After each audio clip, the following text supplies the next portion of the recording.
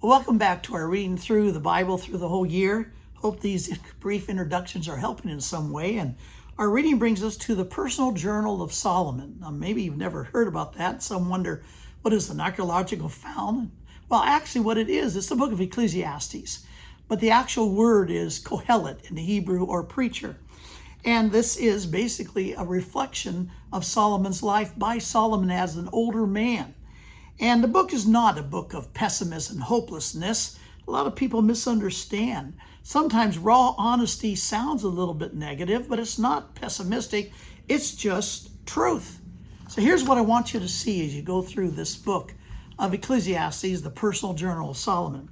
So the book begins with the theme of the journal, Vanity of Vanities. Now, usually some thinks, well, let's close the book right now. Who wants to read about that?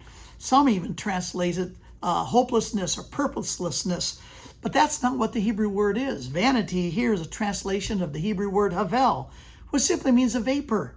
And the point is that life flies by as a mist, as a vapor.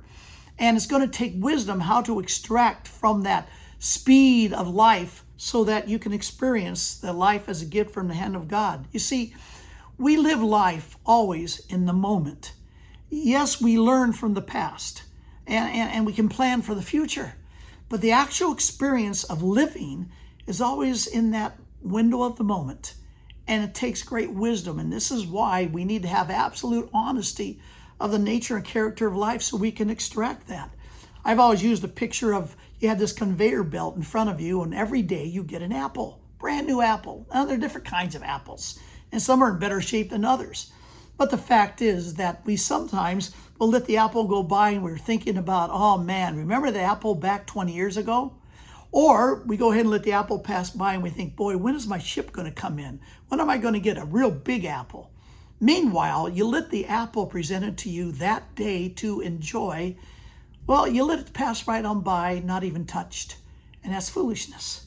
And so what you have with Kohelet, preacher, Ecclesiastes, is how do we extract, take the biggest bite of that apple every day, because God's given this life as a gift. Matter of fact, if you look at the flow of the journal, it's simply 4 points that life is given by God as a gift to enjoy.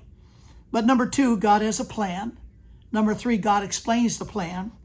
And then number 4, God applies that plan to our lives. So the first chapter reminds us that our soul by nature, we're restless in life. And so he's going to show that things are transient, aimless. Sometimes they feel repetitive. Sometimes they feel futile.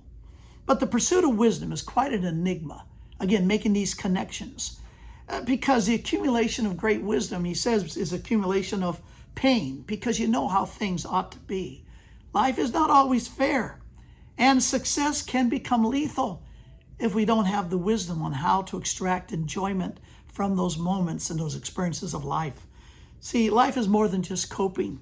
And he's going to come to the end of this section with talking about the wisdom of worship.